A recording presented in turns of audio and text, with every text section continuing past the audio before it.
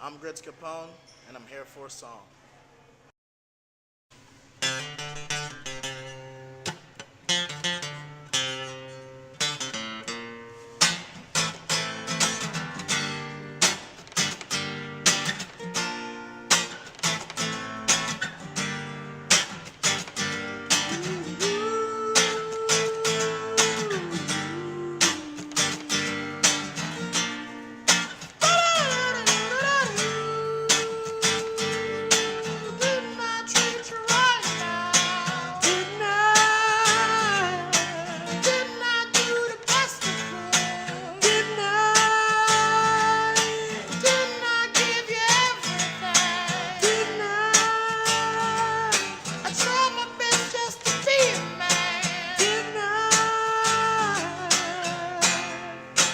Didn't I do it, baby? Didn't I treat you right? Why you wanna leave me, baby? Didn't I treat you right? I bought you diamond rings, everything that a woman could need. I bought you cars, clothes and home. When things were rough, I just kept on. Yeah, now I'm back again. Didn't I?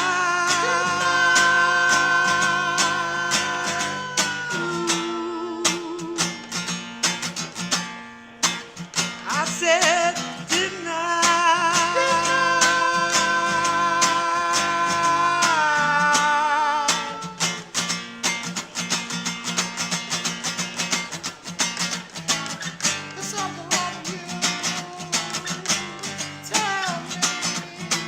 Bring me all your troubles.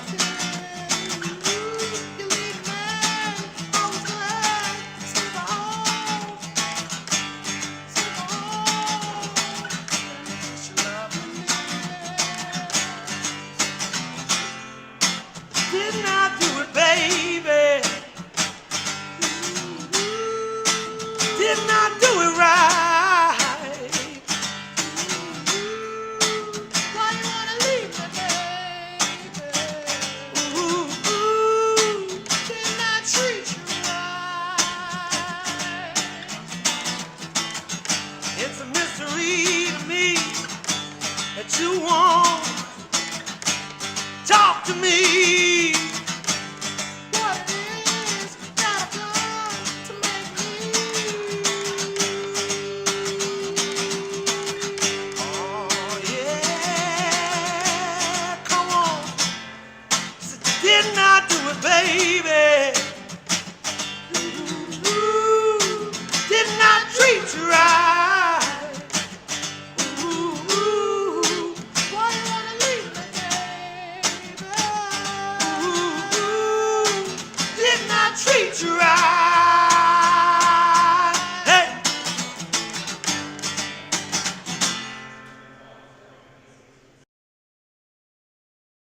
So, Darondo is an R&B singer, old time from I'd say like the 60s. He was based in the Bay Area, Oakland, San Francisco. And what kind of intrigued me about him is that he had like a kind of mysterious beginnings of his career. There's like rumors that he was a pimp. He had a public access TV show at the time. Oh shit. So he's like really, he's like a really like a cult. He was like a cult figure. You know, somebody that like everybody knew, but not too many people knew about. At the Okay. same time. Yeah. And I just like happened on his music one day, and I found out that the same song was played in an episode of Breaking Bad. Okay. So when I went back and I was like, okay, this is the guy that I was looking for. Yeah. So when I played the song, I was just like, man, this song is like it's every guy's you know, heartbreak of like, you know, something in a relationship just didn't go wrong, didn't go right, and you don't know why it went wrong, but Right. it just went wrong, and Yeah. you know, he's just talking about that, and it was something I could really relate to, so I just, you know, was feeling the song. For sure, for sure. So, Are you into his other stuff, or just like mostly this song, or like you like all of it? The stuff that I've listened to, I like. It's very, it's kind of like underground soul music. You know, it's almost like if like Motown had a guy who was like on their like lower roster, Right. and it's like his kind of music. So I listen to more of his stuff, but the stuff that people have sampled, like rappers that I like, and they've sampled his music. Yeah. So now I'm like getting more deeper into like his catalog. Yeah. This is the initial song that I've known from him. Yeah, doing the research, this was the song that seemed like people knew about from him, and obviously with the placement in Breaking Bad, Yeah. which was a popular show. So I think it's really interesting that like DIY, like that, because it's super easy to release music now, but it wasn't when he was making music. Yeah. And so it really was a labor of love because it actually you had to go to a studio. You couldn't like GarageBand on your phone, you know. And so I think it's super cool that like independent music was happening. Because do you know if he was on like a label? Like Yeah, I don't think he was on like a like something major. Yeah. I'm pretty sure that he was with a label to like release the music, but Right. it was nothing that like the general public would know about. for sure. What about the song? Like you said, you like the idea that it was a relationship song. What else about the song like spoke to you that made you want to sing it? That made you want to do it? I think the melodies of this song are really interesting. He sings like there's these parts where he's singing really low, It's almost like Sly Stone, right? Yeah, like, yeah. "Arr," like he growls it out. and then there's like high pitched stuff, and it's like really falsetto, and I just felt like the you know juxtaposing those two sounds is something I really wanted to play with because I don't really get a chance to sing. Yeah. But it was something I was like, you know, the lyrics are easy. You know, I Yeah. like the melody. I really like the guitar. Like the riffs are really cool. Yeah, for sure. So I was like, yeah, let me like try this song.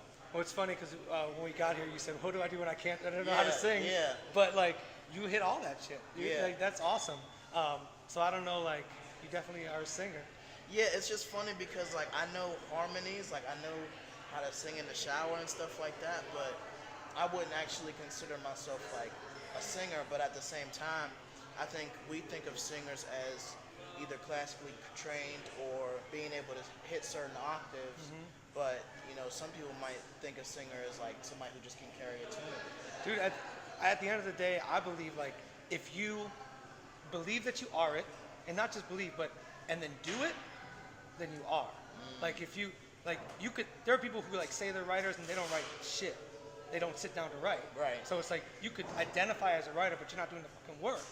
So it's like, you know, like I feel like I have my strengths in singing, but I also know my limitations, which I'm sure they could hear in that song. Where I was like, ah! Like, because it wasn't my sweet spot. Like, it was yours. Like, you sounded great. Right. Like, the Thank falsetto was like awesomely wobbly in the same way that Darondo had it. Like, it was like really, I thought it was a really fitting like tribute to his delivery because Yeah. it was like really, it was really studied on how he had delivered it. Because he's not trying to be perfect. He's been far from perfect. Yeah. Yeah, in the coolest way. You know, because like it's easy to gloss out character, Right. and then and usually when you do that, you try to do for everybody, and like some shit's just not for everybody. Right. You know, Right. like the That's coolest true. shit in the world isn't for everybody. That's true. It's for the people that dig that.